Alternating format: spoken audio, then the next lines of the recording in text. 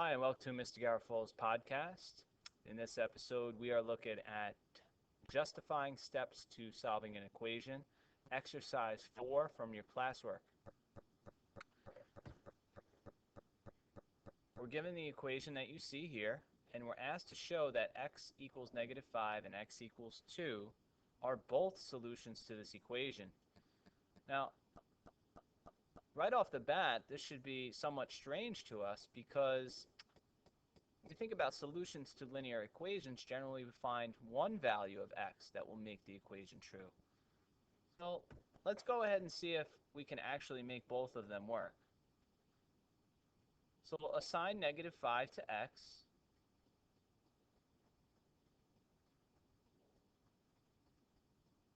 And see if we come up with a true or false equation.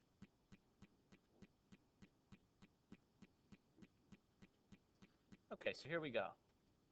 We get -35 plus, here -5 plus 5 would be 0, and 0 times 2 would be 0. So the left side is -35. The value of the right side would be 9 times -5, -45 plus 10,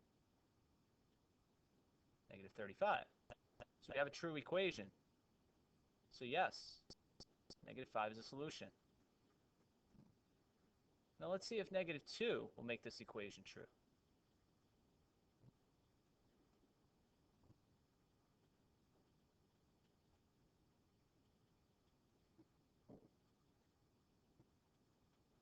Okay, here we go. 7 times 2 would give 14.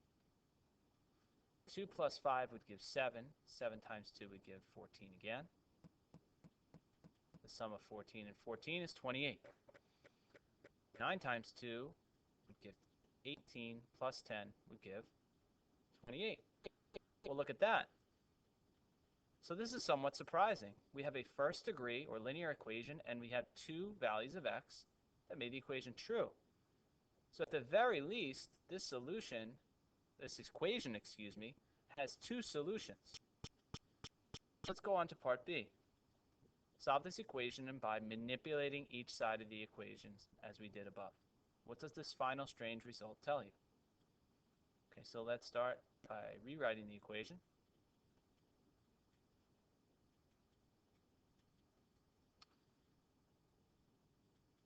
Now we're going to do some steps here. Remember that all these steps can be justified by the properties of equality or by the properties of real numbers. I'm going to distribute 2. 2x plus 10 equals 9x plus 10. Let's combine some like terms. Remember, we could actually factor out an x like we saw in class today, but it's probably not a step we're going to show as like sort of a micro step. We would simply probably just go to 5x, right? Excuse me, 9x. 9x plus 10 equals 9x plus 10. And let's subtract 9x from both sides. That would be the additive property of equality. And we would get 10 is equal to 10, right? 9x minus 9x is 0. 9x minus 9x is 0. So our final result is an equation that is always true, right? 10 always equals 10. What does this strange result tell us? Well, if we ended up, after simplifying our equation down, using properties of equality and properties of real numbers, if we ended up with a statement that's always true, well then guess what that tells us about the original equation? You guessed it. That original equation was also a statement that is always true. If it's always true, that means any value of x solves the equation.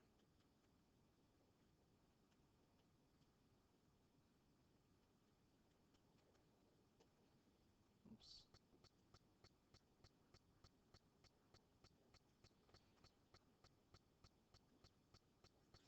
Now you may have noticed this on one of the lines of work that we had. Look at this line right here. 9x plus 10 equals 9x plus 10. Well, those are equivalent expressions right there. In fact, the line before it was equivalent expressions and the line before that. but it was a little less obvious to tell. But here it's really obvious, right? Take a number, multiply it by 9, add 10.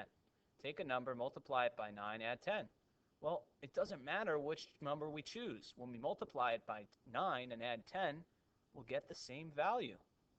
So our solution set here is referred to as an infinite amount of solutions, or infinite solutions.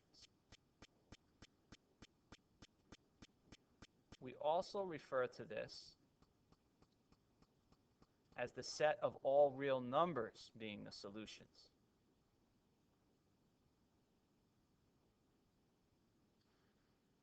In math, the equation that has all real numbers as its solution is called an identity. You might remember from class, towards the end of class, remember the equation that had no solutions was called a contradiction. That was always false. Here we have an equation that's always true.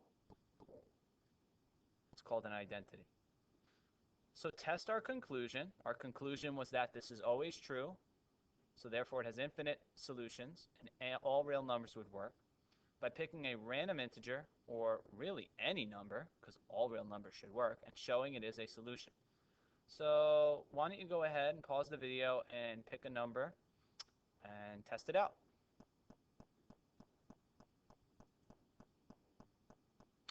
So did it work? What number did you choose?